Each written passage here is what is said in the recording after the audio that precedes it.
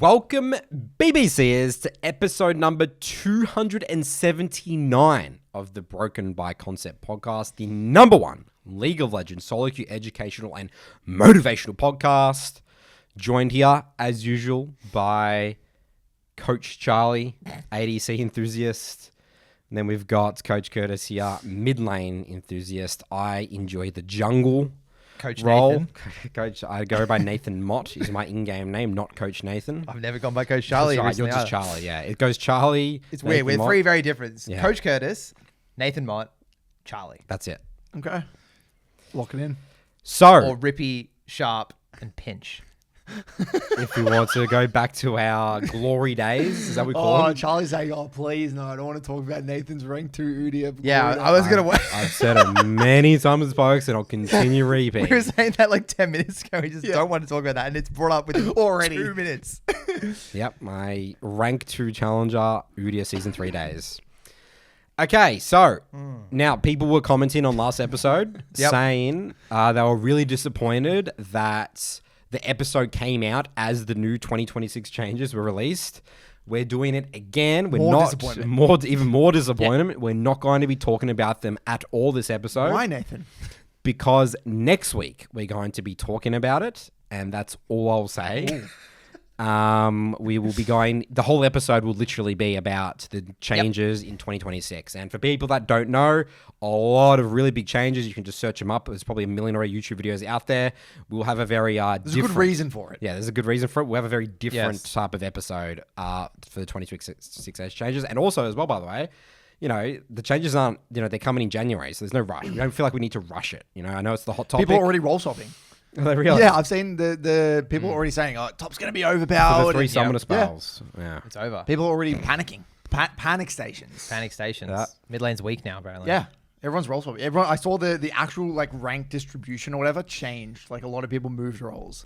Are you serious? Yeah, literally. And just specifically to top lane. Yeah, and the top lane became really popular out of nowhere. Well, top lane academy is going to be thriving. It's great. I get mid beginning of lane. next It'll year. get mid lane more. It's great. Yeah, you want people so you can. Mid lane might be the most popular role. Go then. away. Speaking Give of them their academies back. and improving at the game, Nathan. Yes, bootcamp weekend. This weekend. Mid lane tickets. If you're a mid laner, see you later. All gone. We still have tickets available for all the other roles. The link will be in the description below for people that don't know what a bootcamp is. Get a coach. 3 hours with the coach. You play 3 games, 3 block, as Charlie's hat says right there. People love the event. We've got a bunch of, hundreds of people have done it over the last couple of months. I think we started doing the boot camps in July. We've done one about each month since then. This is our 6th boot camp. Yep, boot camp number 6 with the winter map. With the winter map, will be the last one of the year. Yep. Yes, it's a very fun weekend. Hell in a There's- cell. That's there's what a- it's called. There's a lot of... Hell in a cell. Yeah, you're locked in a cell with Charlie for 3 Yeah. games. Hell in a cell. Hell in a cell, except for your winning games of solo queue. That's right. A lot of people say it's a bit of a hack. People play with more intensity because they're getting a coach actually watching them play live. Yep. And also, so you play a game, review with the coach, play a game, review with the coach, play a game, review with the coach, end of block. So we're very excited for that. Again, tickets available, bootcamp, weteachleague.com/bootcamp, or there'll be a link in the description below. So jumping into the hot topic of the week, guys.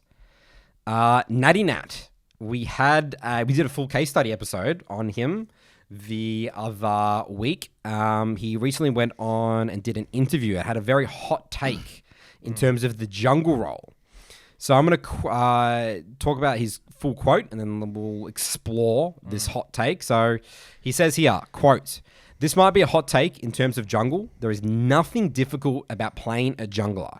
You can reach the highest level of almost every single jungler. There's a few exceptions, Rengar, Nidalee type of jungler. There is nothing a good player doesn't know about a champion in 10 games. You can't tell me I don't know how to play Xin Zhao because you just play him 3 times and you already know everything.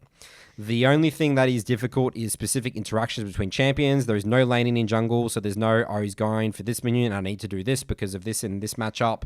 There's nothing like this in the jungle. Most of the time, the things you're doing are based on the champions you have in your team that you're playing for. So jungle is very easy to learn.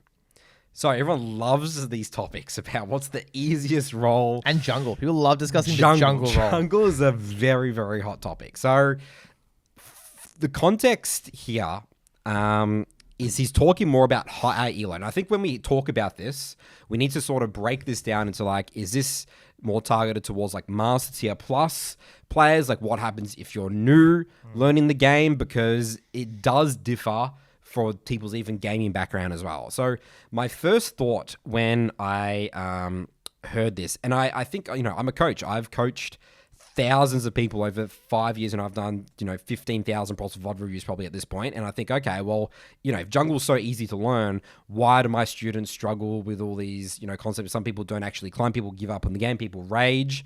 What's going on there? And I don't really work as much with high elo players. Most of the members that I've worked with are below Emerald. So I guess my perspective is a lot more from the average Joe. The average Joe. So I will say that the players that have a gaming background who know how to fight and really, good mechanically, I guess, or better mechanically, those people do rocket up with jungle. That's just what I've observed over the years. And the people without a gaming background who start picking up the game and jungling really struggle with the jungle role. What do you guys think about this? Yeah, I mean, it aligns with what I see in AD carry as well, where the players with less of a gaming background generally struggle because AD carry is a pretty mechanical role. And I think the only exceptions to that are two champions, which is Siva and Misfortune, because they're just less mechanical. That's the only parallel I see from my role. So could we say that for every role then? Yeah, you just have to have a good that's just background. league. I think that's literally just league. But I guess the point you're trying to make is that even though jungle may be an easy role, if you don't have a gaming background, it's not going to save you. Yeah, right? Because the role is still, the game is still hard. Yeah, the game. I want to move the thing to the game, because the game of League, you know how we say that League is like a fighting game? As jungle, and you would be good to talk about this perspective because you've been playing a lot of jungle secondary as well, Curtis.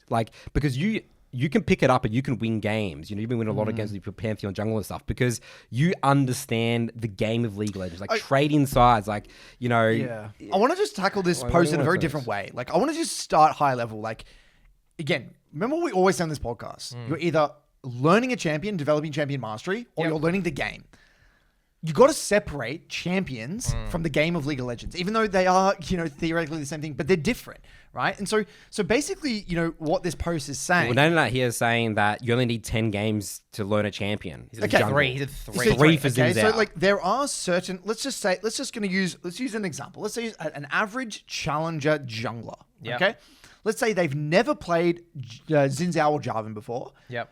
It might take them 5, 10, 15 games to get to a very high level on that champion because the kits are not overly sophisticated, right? Clear identity, the kits are not, you don't have to scratch your head and figure out what are all the interactions. I either EQ knock up here or it doesn't. They're either getting my cataclysm or not. It's not really overcomplicated. But you compare that with say like a Rengar, like a Nidalee or a Rengar, you're not going to master that champion. You're not going to know all the ins and outs of that champion in 10, 15 games because it's unique. It's got a higher skill cap mechanically. Is what he's referencing there. Wait, I will just play devil's advocate to that a little bit though, just for the conversation, which is champions like Jarvan and Xin Zhao, they do have a mechanical ceiling to them which exceeds what you're describing there. I would say that the average challenger jungler could definitely get to an 8 or a 9 out of 10 very, very quickly. But then getting to about 10 out of 10, which you will see when you see pro players really play a shit ton of those champions, like a Gurren on Jarvan, for example, stuff like queuing back to the flag, saving your Q, knowing when to QE instead of EQ. You can't actually do that in 10 games. There's no way you can learn that. Yeah, there's no way you're going to get to the 10 out of 10, right? Xin Zhao holding W, knowing when to hold your E, flashing and then following people up with W. There are stuff you can do which you're not going to learn. And you don't need to know how to do that to win games on Xin Zhao and Jarvan, though. You only need those things to win the really hard games, which I think is an important distinction. I think we need to circle back to that because I think you're right. There's a really important point there that we need to come back to. But I do think that if I think about the roster of junglers that have sort of existed for a long period of time, and I think about it with other roles, I think that the jungle champs tend to be a certain archetype that is a little bit easier than other roles. Try and give me some examples. Obviously outside of range champions, right? Sure. I'll say the more difficult junglers would be, they will seem to be more mechanical. Talia, Kindred, Nidalee. like Lee Sin as well, even nowadays. Like, I don't think he's that mechanical compared to. No, he's not earlier necessarily days. mechanical, but he has a very Yeah. he has a kit that can do a lot, right? It's a very multifaceted kit. So yeah, I think a lot of the champions, just by nature, are a little bit easier. Yeah, you compare that to a lot of solo lane kits. You compare that to like the kit of like an Aurelia or a Jace or you know Yone, Yasuo, like all these other assassins, Katarina, Akali, right? They're not even in the same kind of ballpark in terms of mechanical Yeah, execution. think about Nocturne, right? Yeah, you have like Volibear, and Volibear, the Wick Nocturne, versus the Wick, Akali and all those sorts of champions, right? So like I just think it's important to establish that we're talking. There's two different things. There's the champ and then there's the role. Yeah. Okay, it's important we establish that difference. So what you're talking about at the beginning there, Nathan, is that jungle is.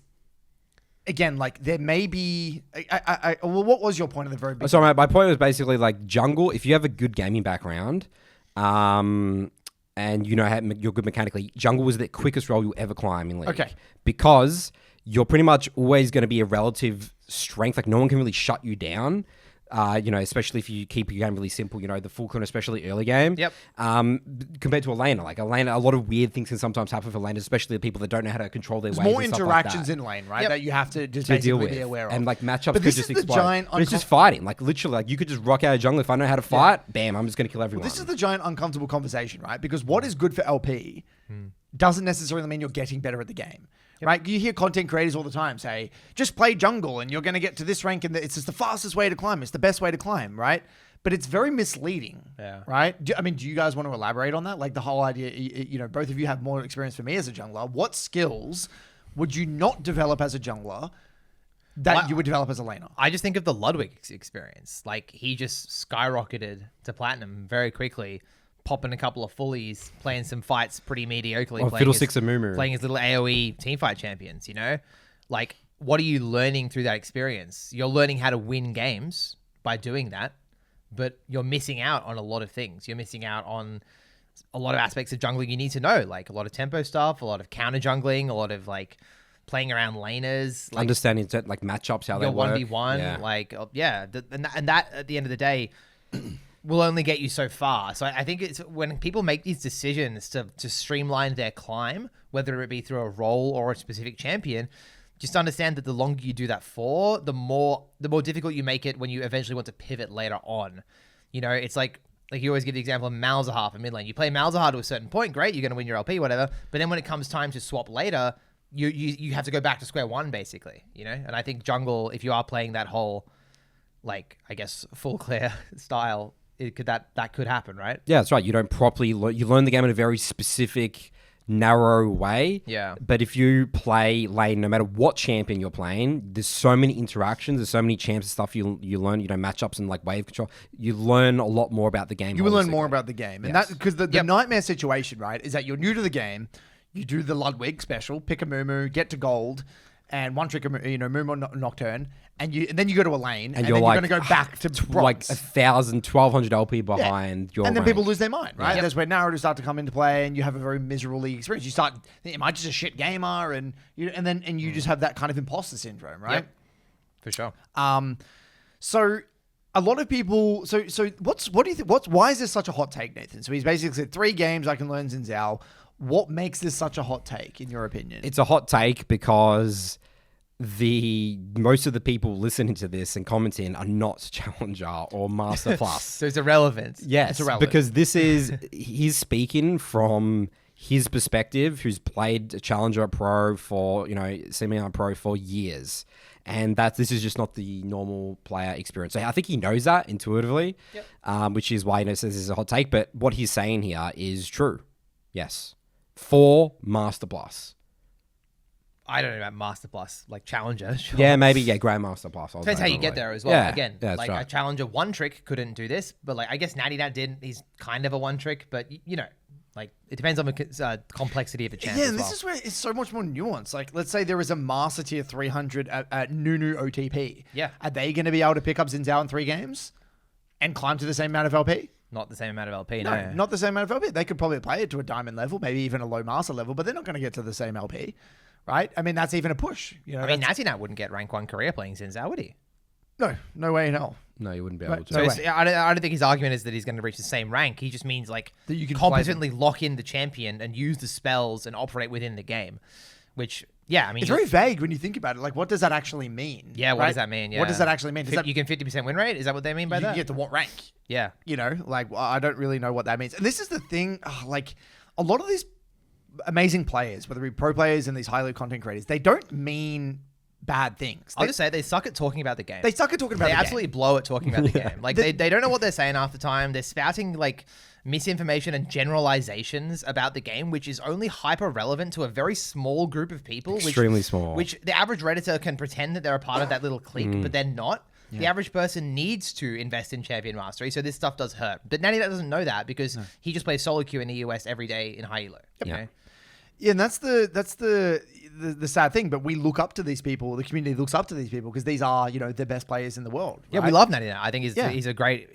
Natty is a testament to so many things. Like the weird thing is that he fucking embodies champ mastery and yet says that. So it's like conveniently Rengar was one of the 2 champions he listed that you don't need mastery. Yeah. That you need mastery for. You know, so And- I don't know. and You got it's to take everything they say with a grain of salt. Like I'm being a bit confrontational here, but like. I 99% of what Natty says and does is very good for the community. Yeah. I just want to put that out It's so interesting that you don't hear this sort of thing in many other industries. Like you wouldn't get like a world class bodybuilder kind of just say some wild thing like you can go straight into this. Like just you know, it almost feels as though like world class bodybuilders. Like if we're talking in the fitness industry or whatever, they would know. They kind of have a more tacit, like underlying respect for the difficulty of what it is that they've done.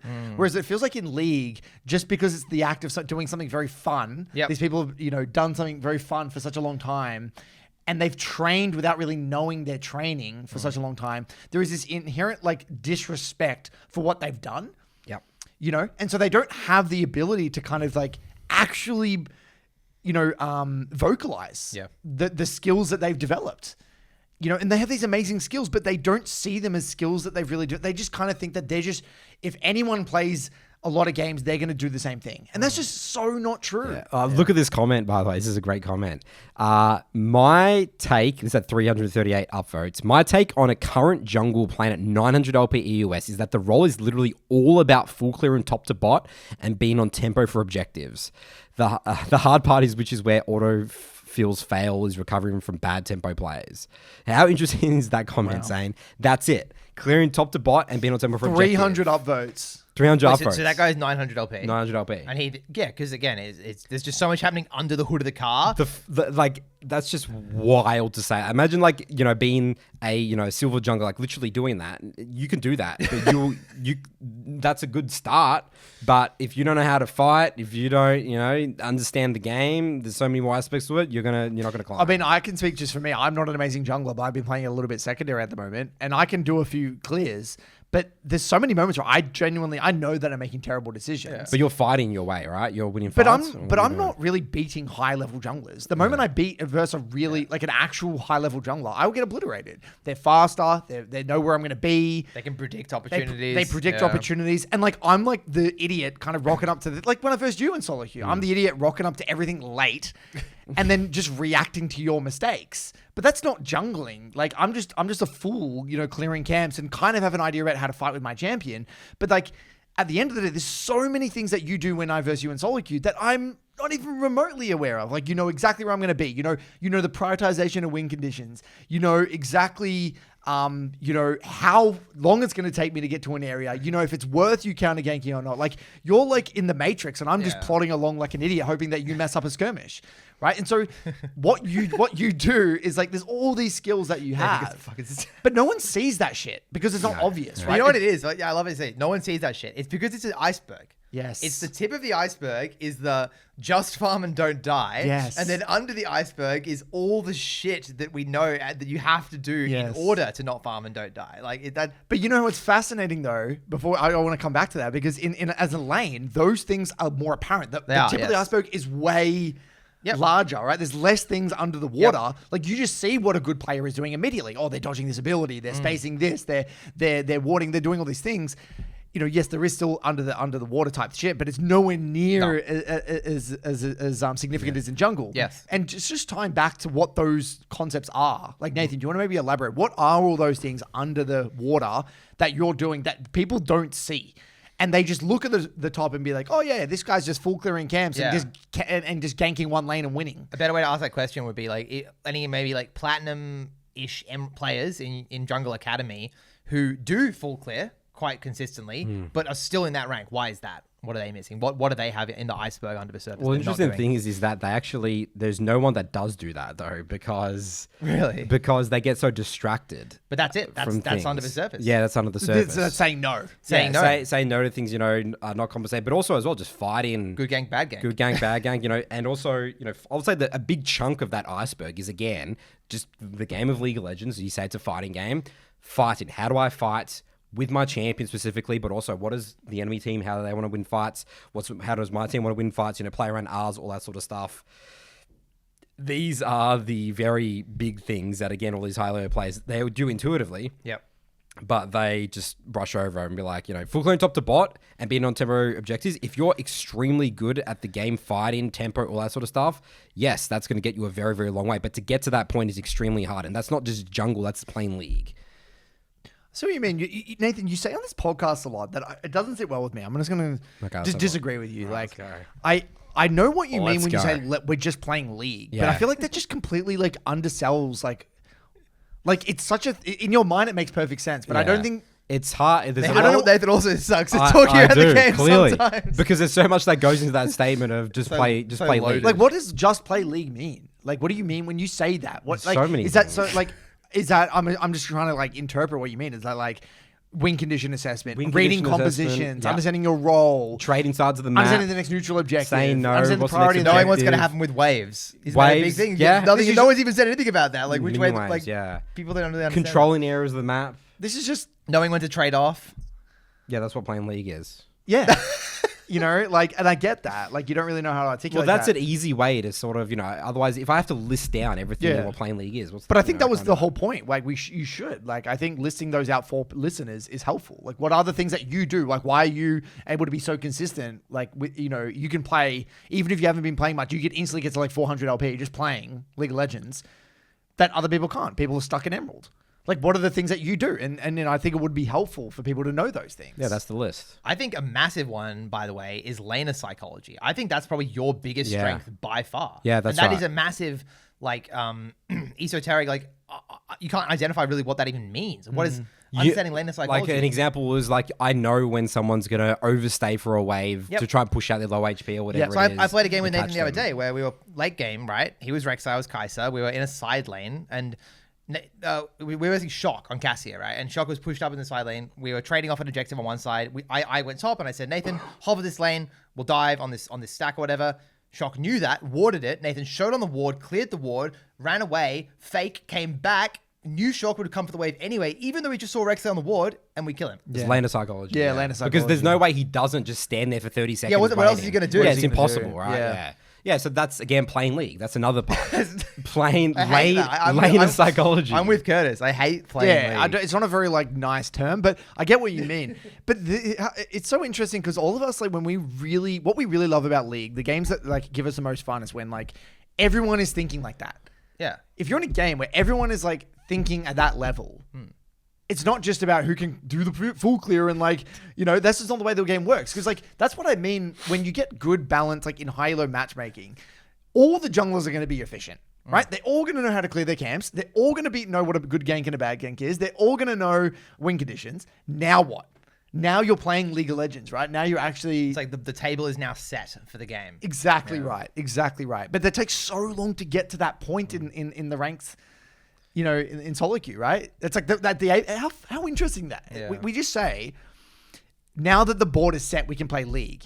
And that's 300, 400 LP master? Is now we're playing with everything teed up. Interesting. It's so fascinating when you think of it like that. I do want to just echo the what you said about psychology. Yeah. I want to hear your take on this. Okay. I'll tee it up first for you, Charles. I think the psychology element of League is so fascinating. Like, you can just know sometimes, without even being able to articulate it, what they're going to do based off just the way they're moving. Like, psychologically. Like, I'll give you an example where I was versing like this, I think it was like a Zed or a Yasuo, and I kind of just knew that they were going to try and solo kill me.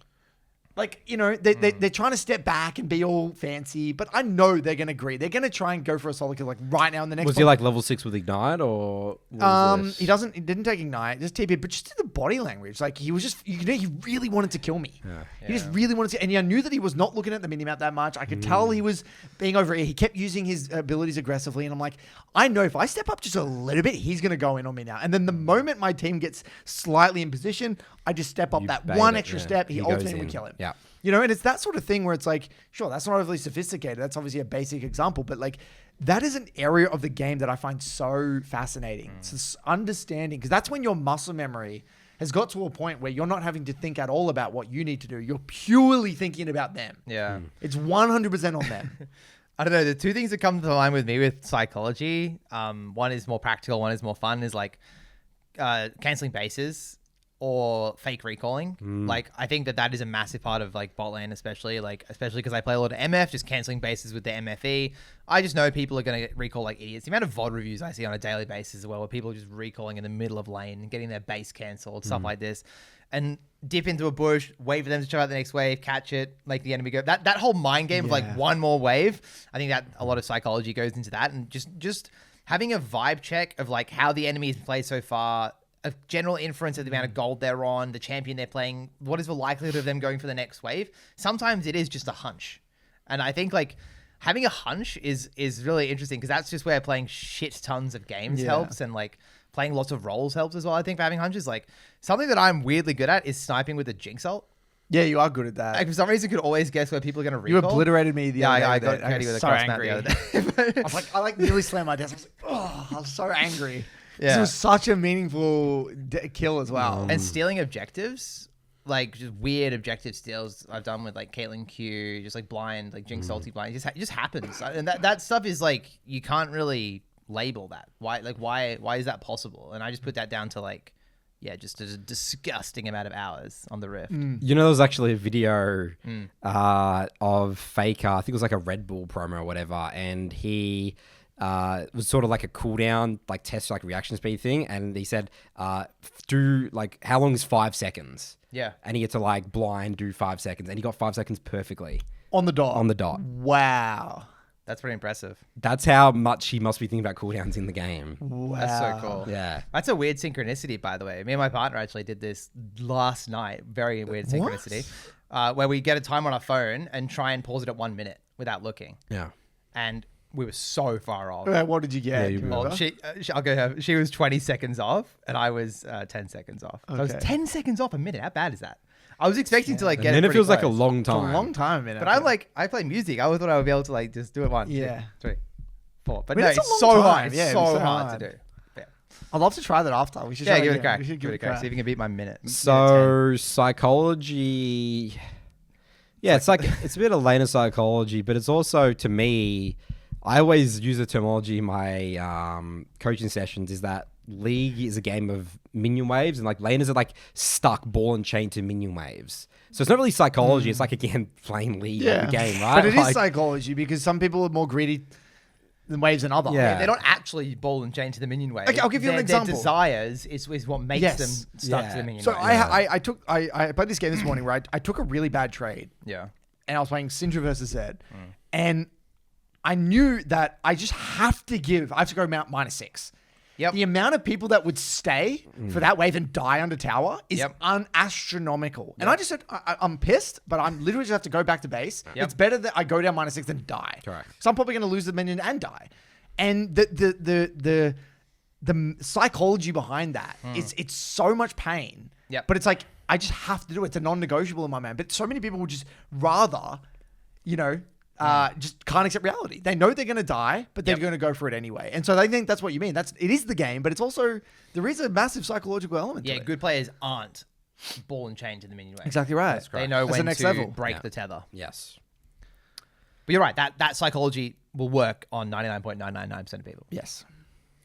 Can we go to my topic here, Nathan? The how people peak. Yep, that's what we're going to go next. Okay, so how many times you've looked at league achievement, or someone's even new to the academy, and they put in a little introduction, hey, I've played since season XYZ, I peaked at this rank in season X, and now I'm doing this, right? Yep, playing this in this rank.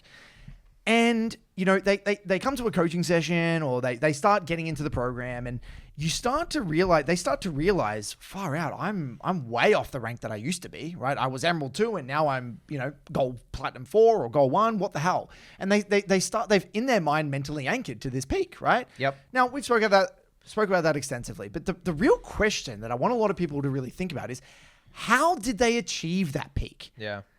With what champion? With what role? The something that is so obvious but so misunderstood.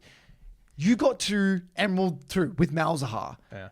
Right? Playing Malzahar only. And now you've got off the Malzahar. Now you're playing Ari and Oriana. I see. So what you're saying is that people say this was their pick, but they never mention how the they champion or the role. And they think that because there was that rank and they can play different things, they should be about the same. It's fascinating. Yeah. I mean, it's so obvious. It sounds so obvious. But the amount of people that don't actually admit to that, or they just see a rank and they automatically equate, I've been this rank, so that means I'm the skill of this rank. Yeah. So I've like acquired that skill Permanently. I've got it. It's in my back pocket, and I can just whip it out whenever. Yeah. You know, but that's not the way the game works. Yeah. Like, how many times do you guys see that? Is that something that you guys see as well? And because they mental boom. When Yeah, they no, don't- I think now, like a lot specifically the introduce yourself channel, people always say like, oh, like I was this rank this season. And then I would love to have like a little bracket saying with this champion, this is the amount of games I played that season. Yep. This, you know, just get more context there, because really that means nothing to me. Because sometimes it's not even the same role. Yeah. Yeah. No, it's not even the same- often not. I mean, we get a lot of people jumping between the academies at different points of yeah, that's the biggest one I think of. Like people swapping from mid. Like I'm a mage player. I'm coming into bot lane now. It's like I'm multiple divisions below, whatever. It's like, okay, well, that makes perfect sense. Makes perfect sense. You played these champions here. People are coming from top lane. I was like, I have Garen players coming to bot lane academy, and they're trying to learn Kai'Sa. It's like, well, expect to drop like 1,000 LP, you know, immediately. I don't, but it feels like sometimes, no matter how much you say that, they don't fully Believe it. Yeah. They don't really believe it. No, generally not. Generally not. But To be fair, usually people jumping between academies are pretty good with that stuff. But yeah, people from like new members will often come in with weird expectations. And the crazy thing is, there's a guy, I'm not going to name his name, and he's a very smart person, you know, in general. He's very successful in his career and things like that. And he sent me this message about like, oh, like I've been like really frustrated over the past few weeks. Like I think it was like month or so. It's like, I just couldn't get over the fact that I was this rank and now I'm this rank. And I actually had a realization yesterday that I didn't realize I only got to that rank because I was playing this champion. Now I'm not playing that champion. Yeah. And I'm like, you're a very switched on person. You're very successful. You got a lot high levels of emotional regulation.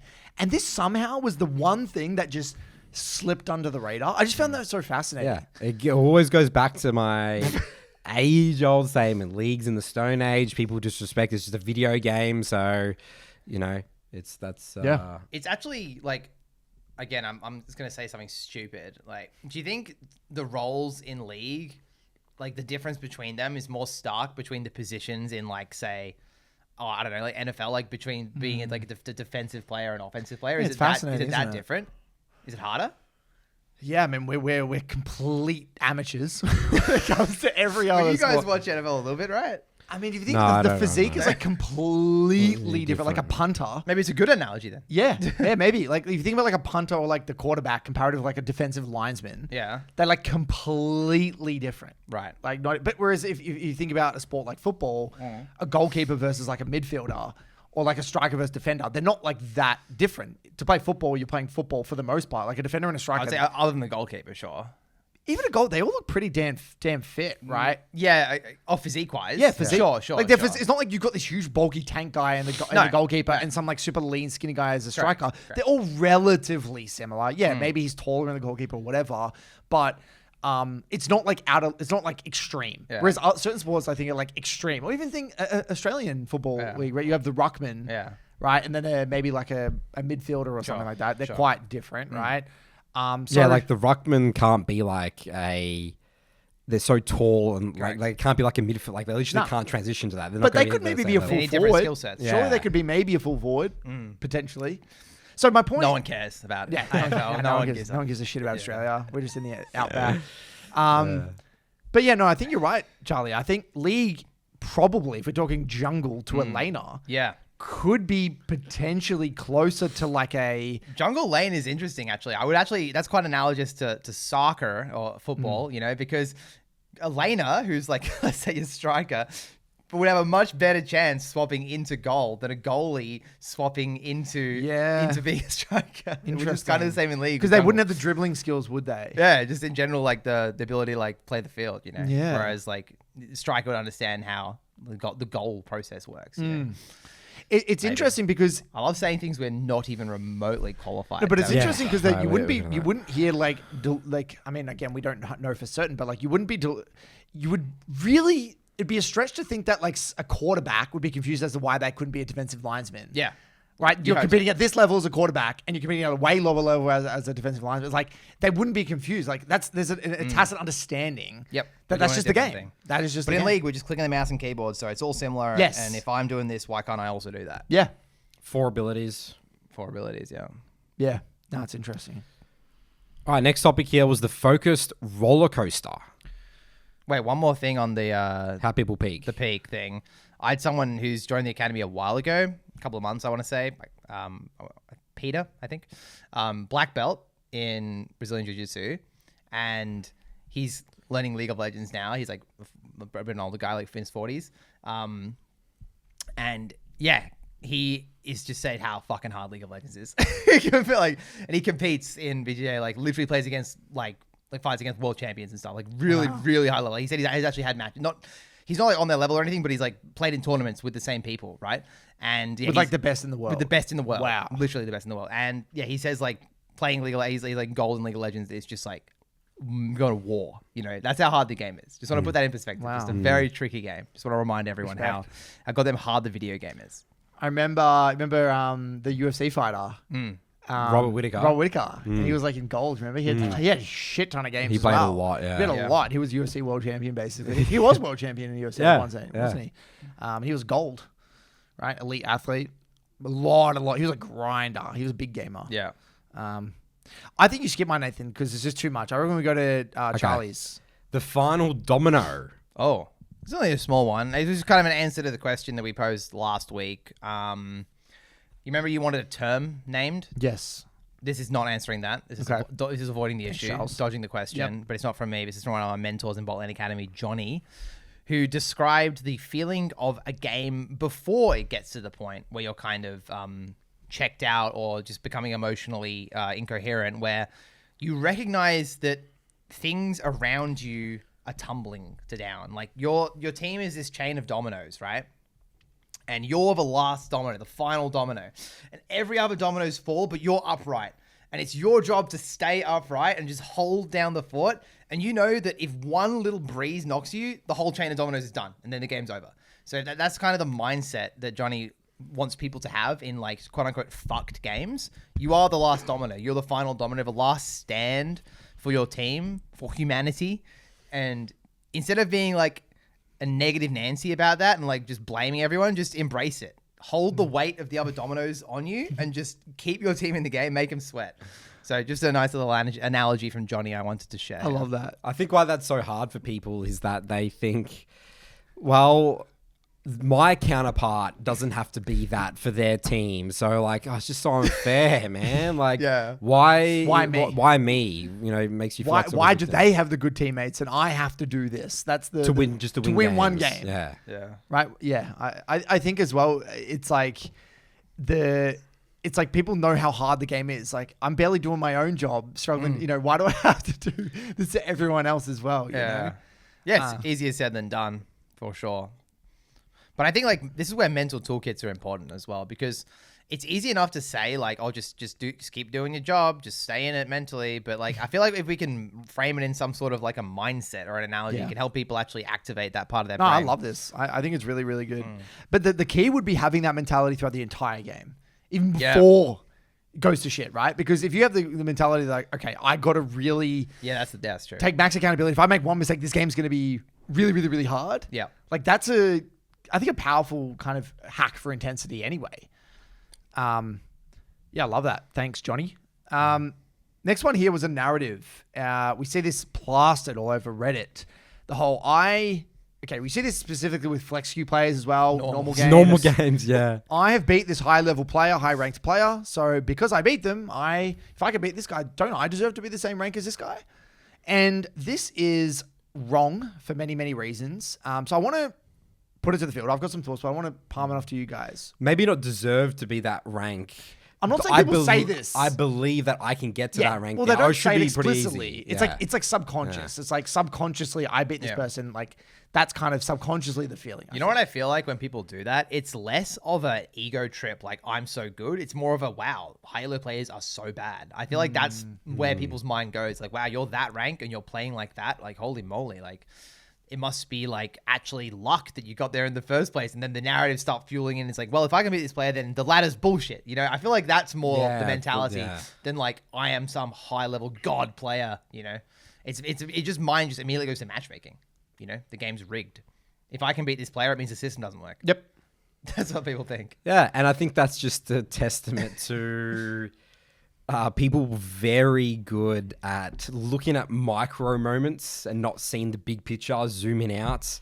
You know, if you were to compare that diamond player that you just beat as a silver player in that one game and look at their ranked games, and you actually tried to review those games and like looked at what that player was doing, you wouldn't even be able to talk about it. You wouldn't even understand what's going on there. And then, you know, the diamond player could do, you know, the opposite with you and be like, oh, okay, well, let's look at all these mistakes and look at you in that other games and all that. It's the whole thing about like how someone performs in one game doesn't dictate their rank. It's how they perform in every game. That's right. Right. And so like you recently solo queue, Charlie, you beat the rank 3 player. You know, and then like how many people in your situation would be like, oh my God, if this guy's rank 3 and he played like this in this game, you know, yada, yada, yada. But like, how is that guy performing? Yeah, that game made perfect sense to me. He was on his main champion. I had a pretty decent matchup and the game went in a specific way. Like we played 20 games together. We all know how that's going to go. Yep. That's why when you get into the details of the game, that you just beat that person, it makes sense. But, or sometimes people can just have an off game. There's that as well, right? That is a 100%. real And the thing. snowball nature of League. Snowball nature of the game. You make one mistake, it's a hard game. You know, maybe you're having the game of your life. They've had a shit day. They're a little bit tilted. That can be that. There's a trillion reasons as to why. It's again, it's how that person performs every single game. And I think that the more you start to play when you verse good players, like I feel this every time I verse Shock. It's like he is so consistent. He's you very rarely see him have a bad game of League of Legends. He's very, very good every game. And that makes sense why he's such a good player, right? You're not scratching your head. And sure, like I can match him in instances and beat him in certain games, but like we play 100 games. He's going to perform more consistent than me. He's going to have less low quality deaths. He's going to be hard to kill. And it just makes sense. But you got to be really honest with yourself when you ask that question. Like if, you know, and if you verse these players and you're really honest with yourself, you'll know that you're not as good as them. And you just got to try to be objective. Yeah, people really struggle to be objective when they're winning the games of League. It's so easy to just become like caught up in the dopamine, like, oh my God, I won. We all know no one really reflects on the wins. You reflect on the losses. The wins are you. You smurfed. The losses are your team. You didn't get lucky at all. Yeah, you're exactly only right. unlucky. You don't get lucky. Yeah, exactly right. You got to look at it objectively, which is very hard to do. So we're going to move on to the school post, Nathan. Yep. I want my school section back because I used to do the school post. Did you really? Yeah, you stole it from me. No, it was when he was ill and he had a bad voice. You took over. So, and I want it forgot. back. You've got the mailbag. Yeah, I You've do. got too much. This is It becoming was a out lot of control, responsibility. Nathan. I'm happy that you're taking that burden off me, Curtis. I need something. All I do is just yap at every single opportunity. Yeah, we need another segment. Charlie's something. Yeah. Charlie's yapping station. No, that's to start with a C as well. Or a Charlie. CH, a ch. Yeah. Charlie's chat corner. Charlie's chips. I chip in. Charlie chips in. All right, we can think about that. I'll let it gestate. So basically, the school post of the week here from Yovan. Okay, we get these posts all the time. Here's a sudden D rank, the title Sudden D rank, Managing Expectations and Tilt. I recently hit Emerald 4 for the first time, only to quickly fall back all the way to gold 2. I'm in a perpetual state of tilt. I'm not really enjoying ranked anymore. I play a lot, and to see my time and effort be rewarded with this massive D rank is incredibly demotivating. I can't explain my D rank without resorting to bad luck as an excuse. Of course, I'm not a perfect player. There are holes in my play, but I don't feel like I'm doing anything significantly differently to when I was in my climb to Emerald 4. So, you get these posts all the time. And, instead of just diving in and trying to, tackle the stage 4 issues, I'm like, just what's going on? I love it. He says, send me your OPGG. Send me your OPGG. Yeah. Here we go. All right. So look at this. Before he sends it, he says, my visceral reaction was, I don't want to, which I thought was quite interesting. I guess I know what you're going to find. That's good honesty. I love that. Some glaring He areas. knows. He even knows. How fun is that? So before you even look at his response to this, I just want to, you guys haven't seen No. this. So this is the OPG. Ready? Just get ready for this. No, yeah. come on. All right, here we go. So again, Reformed Inter, hashtag muted. Oh, wow. This is So his name. his Reformed name. Inter. Yep. Look at the games. Whoa, he has 3,400 games. What are the champions? Okay. Look at the games. He's a Nunu main? Oh, and Nunu and Garen. Oh, wow, that all makes sense. These are things we've been talking about in the podcast for a long time, by the way. Look at that. And he plays a different Where he champion. randomly played a Rengar game there. Yeah. Look at this. We're just going to go down. There's a random Yi game. Mordekaiser. Singed. Darius. Rengar again. Caitlyn, Caitlyn. Random Belveth. Caitlyn game. Nah, they were arena. They're arena, It's all okay. by solo queue. But yeah, I mean, anyone who says that they drop a massive rank, the first thing you look... Look at the OPGG. you look have at to how play a many lot of games. games. Yeah. It's not easy to drop that much LP. No. So like, If you follow the 3-block process, if you play 1 3-block a day, it's impossible to drop this far. yep. So this is why the OPG is so important before you answer these questions, because look at that, right? So we're seeing someone here that plays a grotesque, Charlie, your favorite word, amount of games. What was that? Correct. 3,000 something Yeah, games. 3,400 games. Sickening, right? Oh, yeah. So there's no... That's 10 games a day for a whole year. I mean, the year's not done yet. So yeah, what's that saying to me is, pissing out games, very low intensity. Probably forgotten what it even feels like to play a high intense game because your baseline is just, I'm going to sit at the PC and queue up. Just queue up, yeah. Yeah. Something, just a little, insert this in there. This is a story from Mysterious. If you lose 3 games in a row, do not even play another block that day. Let's say you have a 0-3 block. Just end the day. It's that next block is never going to go well. We're not robots. We're human beings. It's so hard to approach that next block with a level head. If you just did that near the start of your drop, I guarantee this wouldn't have happened. Like, genuinely.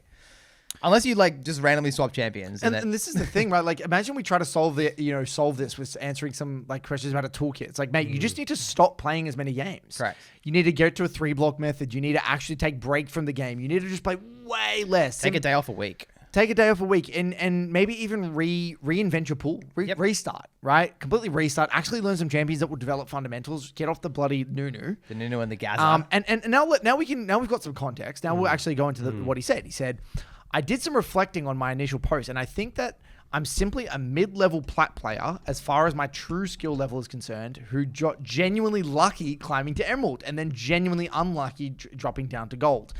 I think I would benefit from keeping this detail in mind and playing to improve with more intensity, not queuing up while tilted, even if this means taking longer breaks or playing less than usual, reviewing more consistently, and actually sticking to 3 blocks.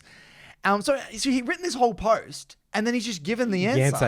And this is you didn't even you just queried it. All it says, ask semi your OPGG. How fascinating is that? love And it's this. such a telling, it's such a telling thing because, and I'm not to put him under the bus, but like, if you're really honest with yourself and you have that conversation with yourself, you know the answer. Yeah. If you've listened to the podcast, you know the answer.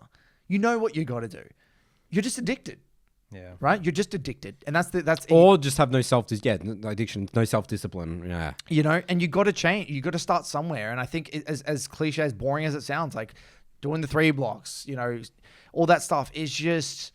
and look at this. I also play champs that I probably shouldn't. Master Yi and Rengar. Like, he literally knows every problem. He knows every problem. Remember the importance of that one loss. That's 40 LP that you could add in one direction, right?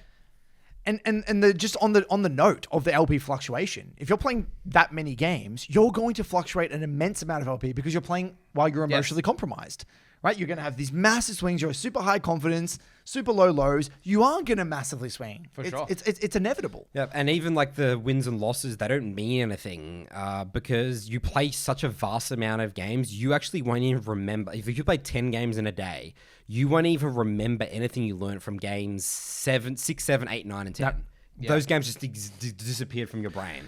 You become an expert at pissing away games. Yeah, you just disrespect the game. That's what happens. And I do this thing at the moment. I don't know if you guys do this. After a day of solo queue, I actually go through my games one by one, and I'm like, Break what it happened down, this game? reflect, Yeah. What happened I this like game? that. Yeah, that's What what happened this I game? could- What happened this game? I could, if You can recall without even looking at Correct. it. You can know exactly Just what the happened. one thing. Just the one thing. if I right? went to my OPGG, I could tell you a game from 2 weeks ago. I can remember exactly What occurred. Yep. just by looking at the champions and Yep. that. And even if I don't, if I just went through the clip of like the first like a 2-minute sequence, remember I'll it very the quickly. entire Yeah, game. Fucked up this deploy. Didn't step off the tower Yeah. here. Yep. Did this in this mid game. Fucked up his late game fight. Like 100%. You can remember, like, think about that. You can play 3 blocks, and you can remember basically every game, what happened, why you won, why you lost, was this what the major learning is, everything. And if you can't do that, if you can't look at your games and remember what actually happened, You're pissing away games. you're pissing away games. Yeah. You have to know what was happening in every game and what the mistakes are, what are the trends, what are the tendencies. Fact. And that goes for anyone listening, right? That is the reality. So we don't even need to reply to this question because you already know the answer, Jovan. You already know the answer. I love it. And this is what I always say, especially for like Emerald players. Obviously, he's like currently gold, but that range, like Plat, Emerald, they know what to do. They know I'm what to telling you. They just can't. A lot of do them it. do. A lot of them do. So much self-sabotaging. I love self-sabotage. So much self-sabotage. Charlie loves self-sabotage. Improving by subtraction. Just don't do that. Yep. Whatever it is you've just done, don't do that. It goes a What did we long way. learn, guys? Not to do it Not to again. do it again. That's It's it. the quote of the week. All right, guys. Mailbag time. Away we go. Welcome back for Nathan's Mailbag. Jingle, jingle, jingle song. Alrighty then. Our first question here comes from Jan. The title of this email is Master Tier Thoughts. Curtis, you've been having a couple of master tier thoughts recently. Planning your magnum This is my opus. domain. Here we go. All right. This is my expertise. This can be a warm-up for Curtis. Curtis is the master's master. Yep. Hello, BBC. I recently hit Masters as a mid laner playing Rise.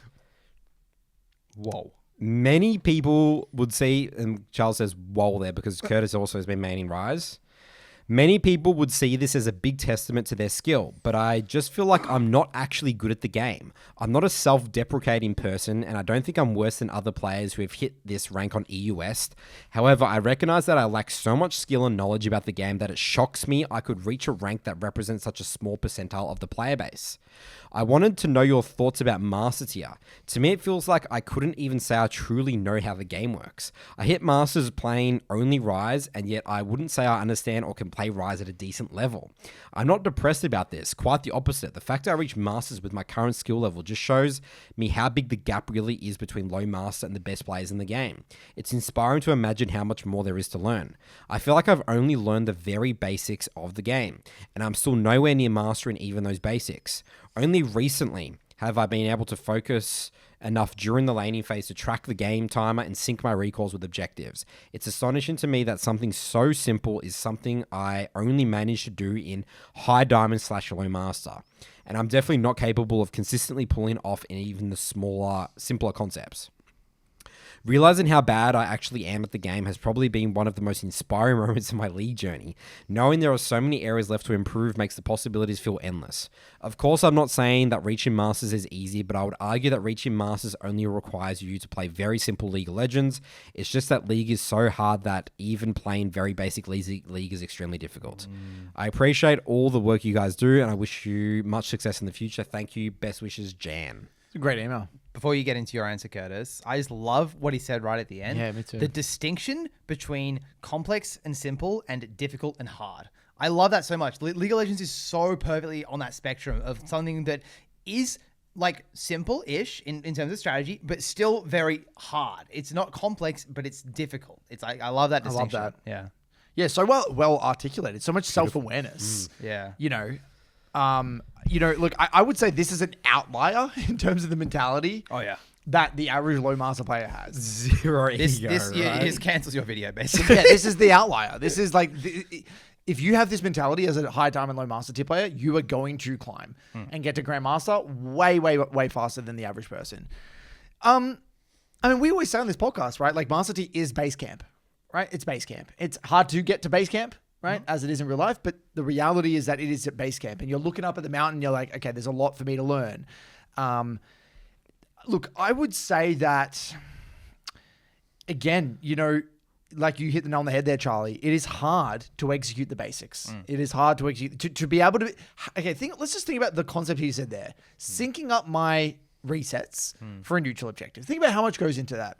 You have to have enough awareness, control of over your lane to even have the ability to get a recall. So you have to understand how to actually take good trades, stay healthy enough, Matchups. have enough resources to be able to shove a wave into a recall.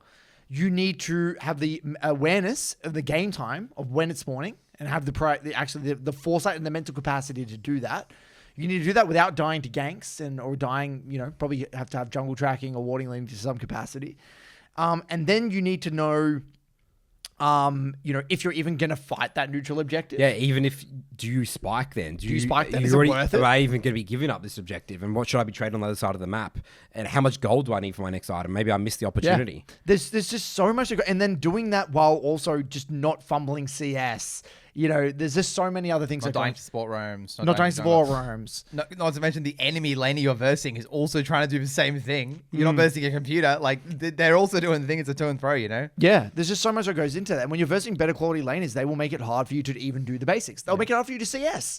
CSing will be hard. I mean, when I'm versing the best players, CSing is hard. Isn't that funny that, like, the terminology that we use to describe someone just hitting every single minion and, like, dominating is chovying? Like, the best mid laner, that's chovying. What does he do? Oh, just the basics. Every CS. Just every single CS, Yeah, That's it's crazy. fascinating. That's isn't crazy. it? That's the standard, To be able to take good trades and hit your CS and ward and lean and not die to a gank is like pinnacle League of Legends. Think about that. That's like the hardest thing in the world to do. Yeah, if you pan your camera and your mid's doing that, you're set, You're in a good spot. You're very pleased. So, yeah, look, there's actually not much to say because you've got the mentality, dude. You know what you got to do. You might want to champ or cycle. You might want to just expand your view of the game. If you've got to that rank playing Ryze, that's hard. A lot of people struggle with Ryze. Ryze is objectively one of the harder mid laners in the game because you don't have a damage ability on your R. You're low range. You have very limited mobility. And it's hard. You have skill shots. He's one of the hardest champions in the game. It's basically very few people that I've worked with that have actually got results with Ryze, even high elo players that I work with, because he's so hard. He says, I feels like I couldn't even say I truly know how the game works. Do you think that he is underselling himself there? He's a pretty good idea.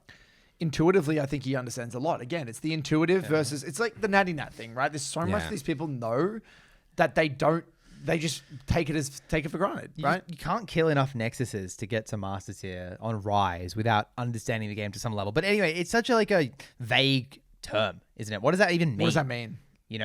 When is it? Has he got an MBA in the game? Like, what are we talking about here, Like, how do you, at what point do you understand the game? Like, what does that mean? Like, it's such like, do we understand the game? Yeah. Does only Faker understand the game? It's a good question. It's a great question. Sometimes I feel like I don't know shit about the game. Sometimes I feel like I know everything. I feel like the benchmark changes every few months, honestly. Yeah, we were watching Natty Nat like hover around objectives on one side of the map, and we were just like, it's kind of cool, I guess. But do we really understand what the hell's going on there? It's like kind of, but not really. There's levels. There's levels to the game. So yeah, look, I mean, you're doing a great job, dude. Don't undersell yourself. Don't be too humble. Right? Don't be too you do know a lot about the game. You wouldn't get to the rank otherwise. And I guess there is a shock. You do hear a lot of people say, I've got to master. I'm now versing these streamers and popping into GMs and challenges. And wow, they're not, like you mentioned earlier, they're not as good as I thought they would be. There's this idea that they're just some freaks that break the game. But no, they're just kind of just doing the things just that a little bit more consistent. Just a little bit better, a little bit faster, a little bit quicker. A little bit quicker. And that's the difference. Doing that, getting those seconds and being quicker is incredibly difficult. So keep on doing what you're doing, dude. Love the mindset mentality there. All right, next question here comes from Jacob. The title of his email is Finding the Balance in VOD Reviews, using spreadsheets to document nearly 300 mistakes over 30 games. Hello, Curtis, Nathan, and Charlie.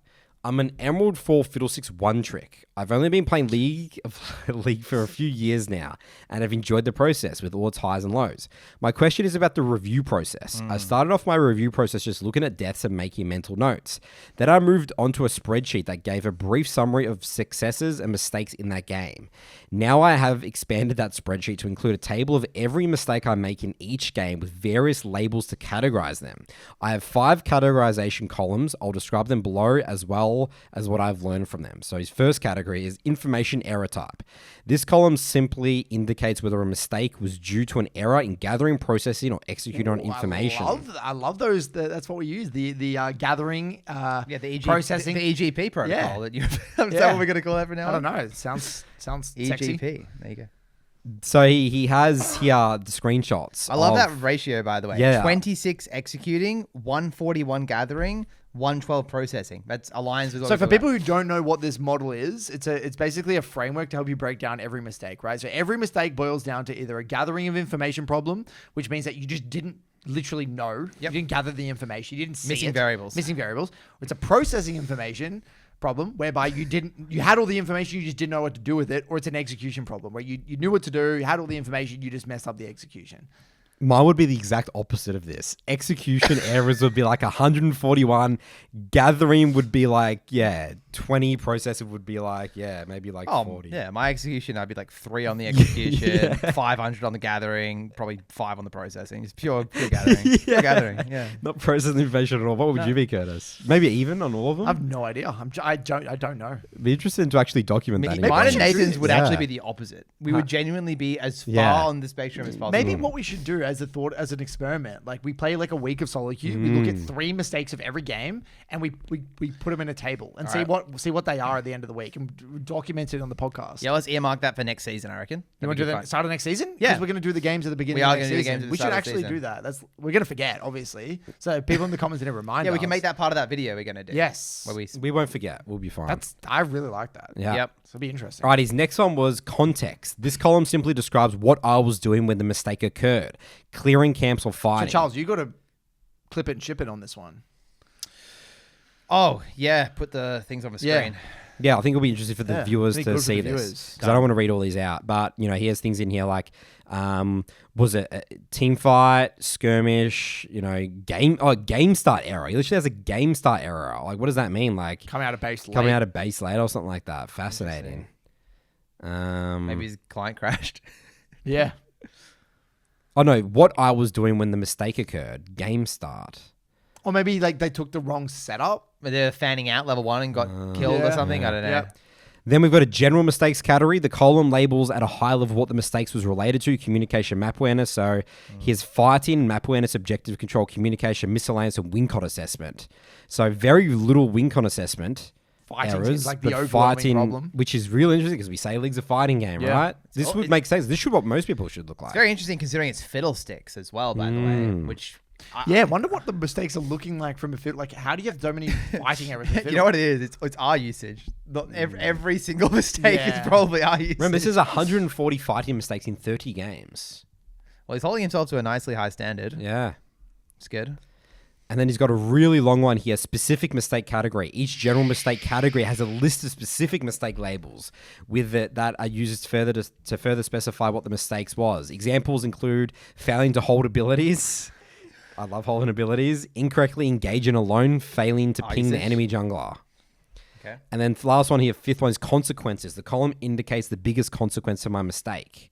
Death, allied death, missed kill. This is mental. This is crazy. This is crazy. Yeah. I love how he has missed kills. Think about how much time this would take. Too much time. Well, this is what his question I want to is, look right? at the OPGG after because I don't think he plays enough of the game. This has been very fun for me, especially given my background in data. Now, I have a dashboard that I can manipulate to dive further into the details of my most common mistakes. My question, however, is, am I over-analyzing games? Are you? A diamond friend of mine recently suggested taking some time to just get a feel for Emerald level games and lean into the intuition of things rather than the explicit mistakes. I'm sure there's room for both, but I'm curious what your perspectives are on what healthy reviewing looks like. Is this too much, or will the work eventually pay off? While it is time consuming and often feels like a chore, it is also very gratifying to problem solve my games. Love the podcast, love the mindset, and looking forward to everything to come. And you said you want to look at the OPGG, Charles. So how many games is he playing? He's got 270 games this season. Come on, mate. I have barely played this. I just started playing again, and I have just a little bit more games than this. Yeah, so, I mean, I think he knows asking the question that, yes, you're probably overanalyzing too much. But I don't know. So there's a specific type of League of Legends player, the data analyst jungler. Nathan, Yes. you know this player Yeah, well. I Speak do. to this. Yeah, I mean, the issue with them is that they're very binary. I call it, it's like data, but also like they're programmers. Yeah. Like, they The want flow they want the chart. flow chart, Yeah. if statement. That's why they lean to the jungle It's position like black so or much. white, yes or no, Yes, if then. and jungle that can get you pretty far in jungle, but unfortunately, especially when you get to Emerald 4+, that's not the game. The game's too character messy. You need to adapt and you need to lean more on intuition. So you're on this extreme. The extreme of pure intuition players over there. As a jungler, it's probably pretty good to be like middle, but also maybe more to intuition though still. You still need the intuition aspect of game because League and solo queue is just too chaotic. I just don't even think it's remotely close though. Like the ratio of like intuition to like You think it should be data, way further than way intuition. more intuition. Yeah, Like it does. League's more of an art. Well, that's why I even said that it needs more on the intuition side. Okay, the reason for this so just to help you people understand that is because there are too many variables at play. Think about you're in a 2v2. Let's say there's a 2v2 skirmish, right? Think about how many individual permutations of that fight that could play out in terms of like clicks, order of ability usage, body language. If they use that ability, what do I do? If they don't use that ability, if they hold that ability, what do I do? Do they have flash? Do I not? If they do flash, do I chase? I mean, there's so There is. many. But I do think jungle is again still a little bit closer though Sure. compared to like laners. Well, it's like I was talking about this on the podcast, I think last week. It's like League of Legends is a combination of learning and also practice. This process that he's describing here completely removes the practice. You need to be practicing versus learning on like a 99-to-1 ratio. Like that's obviously an example, but you do have to get in repetitions. Like this guy's played 200 Fiddlesticks games or so, right? Yep. So, and let's say he reviews every single one of them with that level of intensity. If you verse a Fiddlesticks who's played 1,000 games and just fought in all those games and just tacitly like looked at the fights a little bit, you're going to lose that player. Okay, so in fights. You need to just play team You need to fights. play. Okay, so let's just bring it back to reality. Doing this in a very short stint is useful for identifying very high level what your problems are. That's why when Yes, people see, I like that, yes. like Mobalytics, and they say, okay, my profile says that I have an overwhelming tendency to do this. Cool, thumbs up. Now you have a vague idea what you're going wrong with. Okay, now I can start. You have an execution problem, obviously. Now we need to start reviewing your fights. Play more games, and just review your fights. That's it. Agreed. You know, and that way you've got direction. Data is a complement. It's data is meant to educate our future decisions. We don't just It's a starting off point. It's That's a what starting off data point. is. We don't just collect data for the sake of collecting data. It informs our future behavior. So now that you've done that, you've got all the information you need. You should actually stop this altogether now. You've done it. Great. You have a good, clear you've got good data on what's going wrong. Now we change. Now we dial in and focus on execute. And then you might want to do this again 6 months later. In 6 months, do this data exercise again. See what's changed. What am I doing? What am I noticing? If you want to do that, if this is what floats your boat, if this is helpful for you, then great. And I do think there is an element of like, does this feel right for you to do? Because this is your personality. Like I would never do this. Yeah, data scares the shit out of me as well. Because our brains are maybe not like wired that way. Yeah. Other people are, right? So I don't want to like say you explicitly can't do this.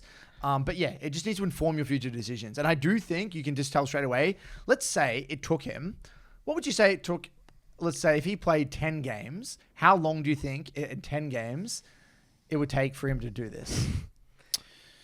You mean to collect all the data? Yeah, to collect all the data and fill out all the templates and shit. It would be the same amount of time as playing those 10 But games. well, let's say a game is 30 minutes, right? Yeah. One game is 30 minutes. Yeah. How long do you think it would take to do this for a game? 10, 15?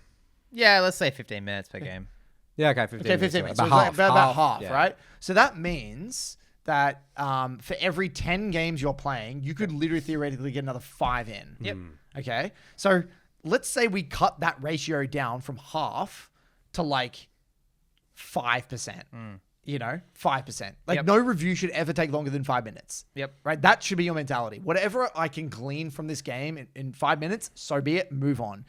And that would think about that. How many more games you would be able to play? Yeah. You would be way better at the game if you did that. Yeah, I think that's it. It's really that simple. Yep. Fear the man that has not filled in 1,000 Excel cells, but the man who has fiddlesticks altered 1,000 times. Yep. Yeah. And so look, I just think that it is good data. Now is how is he going to use that data? That's the real question. Short stints. So if we do this, if we actually follow through with what we said, it will be interesting to see how we use our data to inform our future decisions. So we'll try that at the beginning of next year, and then we can. So just now we've already got perceptions of what the data will look like. We already know what their problems are. Yeah. Might just be like everything we've already spoke about the podcast for our solo queue all the time. Nathan missing EQs. Yep, miss my. You know what would be even more interesting is that we got each of us to do someone else for like 20 games. Like, So like pass the parcel. yeah, so like I do 3 yours, you do That'd 3 be mine. very we all interesting. so then we're able to be more objective. Yeah. About Wow. that would be fascinating. I'd love to do That'd be fun. Charlie's. I'd love to do Charlie's. That's great. My view on the ADC role in No, the that would States. actually make the most sense because I think yours guys' skill set would be polar opposite. Yeah. Right, so Yeah, it'd be I'll Charlie. obliterate his skirmishing, and he'll Yeah. obliterate my everything. Everything other than It'd skirmishing. be so funny. Let's fun. go. All right, next question here comes from Price. The title of his email is Yearly Reflection. We're in December. It's a good time to start reflecting, The year's winding down. winding down. Christmas tree's up.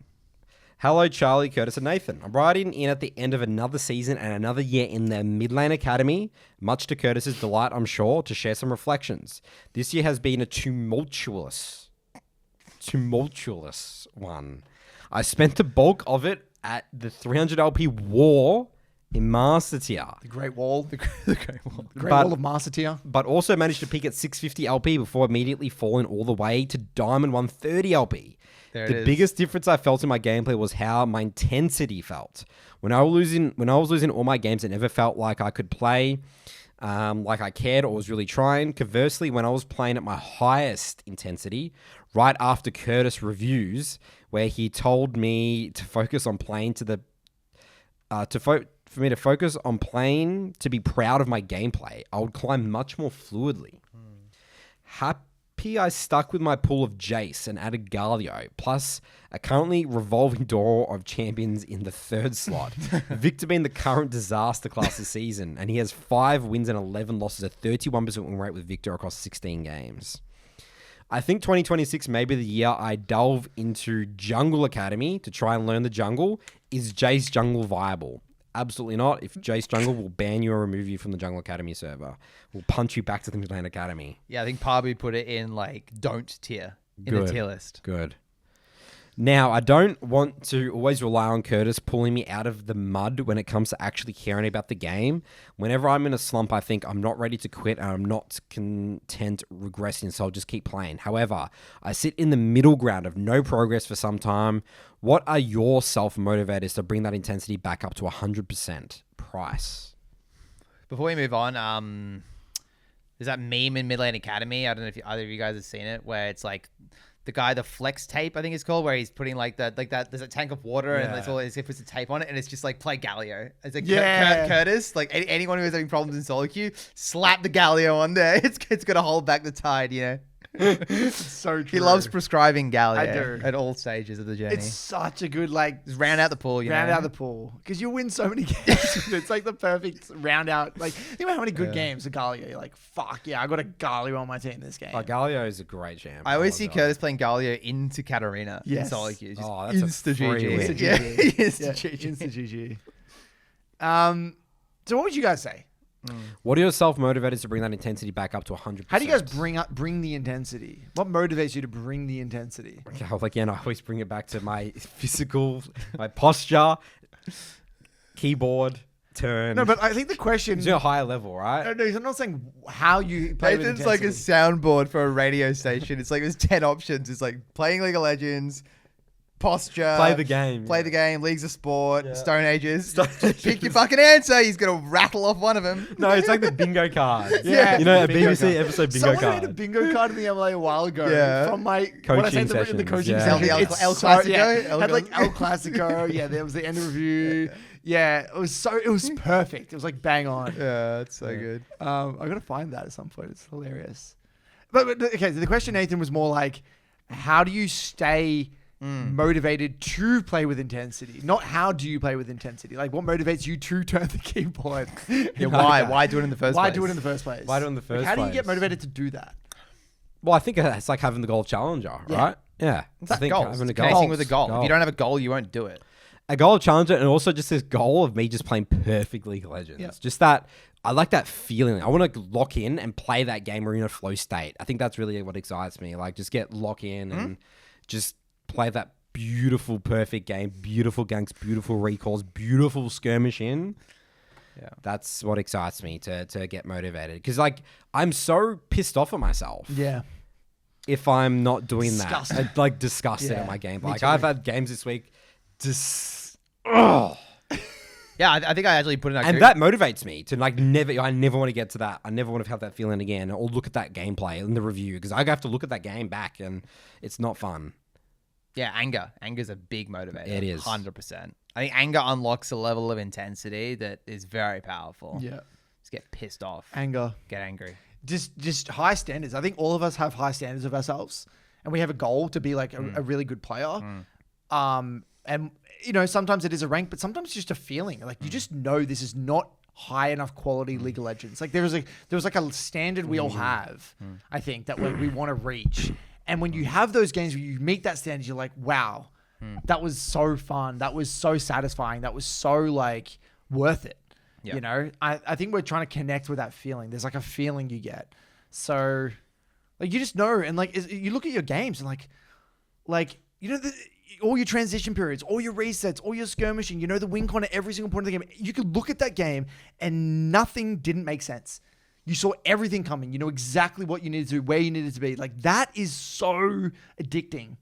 Yeah. That is so addicting. And I think that's the driving force. And when you get beat by someone that is playing better League of Legends than you, and you know that you're capable of that, that's a huge motivating factor. Yeah. Last thing I would say with intensity, just don't expect to have that year round as well. For the average person who has like a job and a life and stuff, like you're not going to be able to play at max intensity for the whole year. Perfectly normal. Like we play in stints, you know? Yeah, that's right. Everyone plays in stints. Everyone plays in stints. Just embrace that. I love the idea of, okay, it's go time now. I'm going to commit whatever time it may be, a couple of weeks, maybe a month, just go time. And then maybe you can just tone it back a little bit. You got some stuff to do, go and do that, and then come back. The game's not going anywhere. You know, don't feel like just because it's the end of the year, you need to put your foot on the gas. But some people do use this time of the year to do exactly that. Great. Beautiful. All right, that wraps up our mailbag and the podcast today, guys. Remember, bootcamp tickets this weekend. Going to be selling out fast. Midlane is not available. Link in description below. 3-block process, guys. Christmas coming up soon. Happy holidays. I think Thanksgiving just happened for our Americans. A bunch of people in my Discord were posting their turkeys. Yeah. Gobble, Americans. gobble. Americans. We'll see you guys on our next episode.